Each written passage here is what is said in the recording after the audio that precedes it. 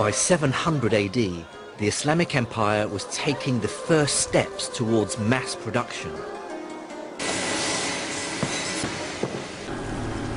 And in this world where knowledge of materials, metals, and how they're worked became increasingly important, one practice flourished. It's the practice that was inextricably linked with magic. Specifically, the dream to turn base metals into gold. The mysterious practice of alchemy. The ancient art of alchemy was a mystical system of belief based on spells, symbols, and magic. But I believe it took Islamic scholars to turn this quasi-religion into something much more scientific: chemistry. Increasingly, the knowledge of the alchemists found more and more practical applications. For instance, when, during the last decade of the 7th century, the ruler of the Islamic Empire, Abd al-Malik, made the bold decision to create a common currency for all his dominions, he turned to alchemists for help. The proportion of gold to other alloyed metals that you have to put into the dinar to make the dinar usable. Otherwise, pure gold will become very soft and you can't use it. So that proportion is adjusted by, believe it or not, in this period, the alchemists. It is the alchemists who knew how to combine metals together and how to get the proportions of this gold to silver and gold to bronze and so on.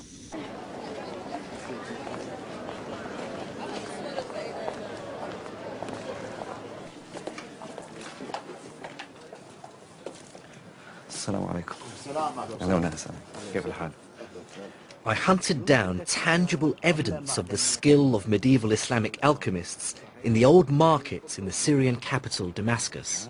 This is an Islamic dinar. The date of this is 128 after Hijri. So the middle of the 8th century, almost 740s. Yeah, in the middle of the... This 1300-year-old coin, made of an alloy of different metals, isn't just durable. It's also malleable enough to be inscribed with intricate Arabic writing. No God instead of Allah. Coin making is one of the many examples of how the practical needs of a booming economy began to turn the magical practice of alchemy into modern chemistry. What's striking about chemistry in the medieval Islamic world is the sheer quantity of manuscripts that deal with the subject. There are literally thousands that survive, dealing with subjects as varied as metallurgy, glass making, tile making, dyeing, perfumery, weaponry. There's even a description on how to distill alcohol. All this activity clearly points to a bustling economy, with consumers, soldiers, engineers, architects, all demanding innovation and all demanding new technology. A great example of applied chemistry in the medieval Islamic world was the manufacture of soap.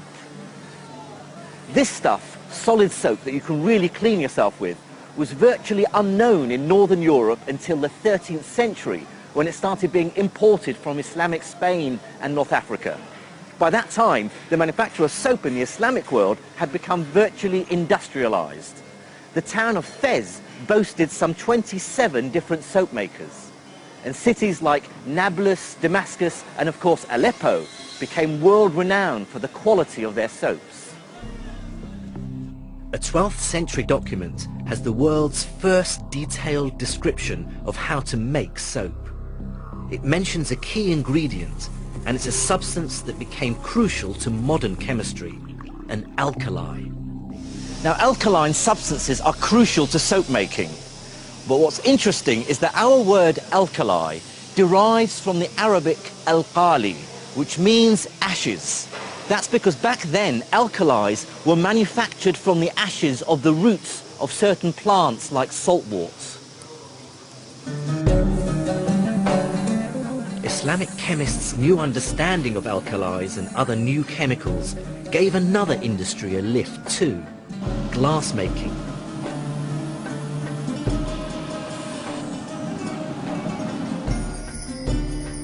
Islamic chemists discovered that they could change the color of glass using newly discovered chemicals like manganese salts. And they built industrial furnaces, some several stories high, to manufacture glass in huge quantities. The legacy of their skills can still be seen in beautiful stained glass windows. Islamic chemists also developed many other colors, pigments and dyes, using their new alkalis and metals like lead and tin. These helped architects to decorate mosques like this one in the Iranian city of Isfahan in a glorious range of colors and designs.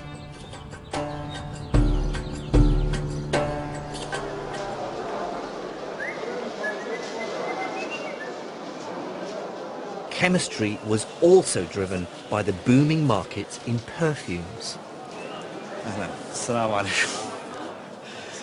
In the main market in Damascus, traders still make up your favorite scent as they would have 1,000 years ago. So it basically has a base of alcohol, and then he adds to it the oils from the plants that you want. Jasmine and rose water and mint, but these days they'll use very nice. Yeah, I think I'll buy some of that. Perfumiers pushed chemists to come up with ever more ingenious techniques for extracting subtle and fragile fragrances from flowers and plants. They responded by refining and really establishing a technique that all chemists would instantly recognize today: distillation. Many of the techniques originate with Islamic scholars or even earlier. Dr. Andrea Sella, a chemist from University College London, shows me how distillation was used. Distillations would have been done in devices sort of related to these. This is what's now called a retort, and we don't really use them anymore, but retort comes from the word to bend. In other words, a flask which has been bent over, and that's crucial. Well, many of the techniques... The shape means that a gas produced in the flask is forced to condense in the spout, and it's the main way of extracting scents from flowers and plants. Now, the idea here is that you heat at this end and you collect at the other. And so we should actually take a look and see if we can do a quick distillation with rose petals. First, we need to just put in a little bit of water. The water and steam will essentially control the temperature. What we don't want is for this to get too hot. The trick with this kind of distillation is to use heat to release the scent molecules, but at the same time making sure that these delicate substances aren't destroyed in the process. You actually use the steam to control the temperature, and the steam will carry those smells over. You can see the liquid coming up, condensing in the long tube.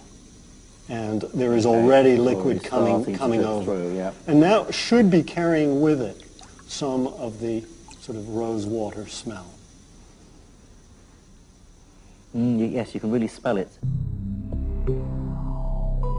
This picture shows a 14th century perfume distillery.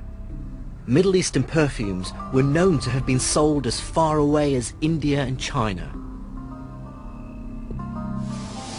The Islamic chemists also played a pivotal role in another more gruesome industry: weaponry. Historical records during the Crusades talk in terrified tones of how the Muslims would attack the Christians with burning missiles and grenades, striking fear into the hearts of the defenders.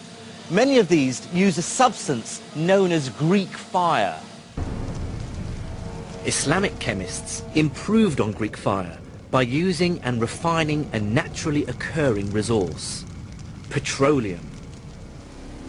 They developed the idea of distilling petroleum, or naft, to create a lighter, extremely flammable oil, which they mixed with other volatile chemicals to make them burn furiously. And the result was clearly terrifying.